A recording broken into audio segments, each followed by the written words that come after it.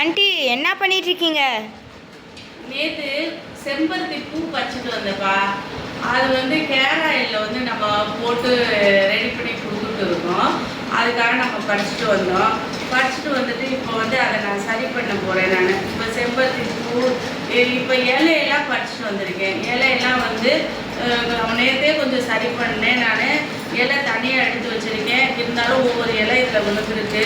இருந்தாலும் எல்லாத்தையும் எடுத்து நம்ம ஆயில் ரெடி பண்ணி நம்ம கொடுத்துட்டு இருக்கோம்ல, அதுக்காக நம்ம இதை சரி பண்ணணும். இப்போ இந்த காம்பெல்லாம் எடுத்துட்டு இந்த மகரந்தத்தெல்லாம் எடுத்துட்டு தான் நான் ஆயிலில் போடுவேன்.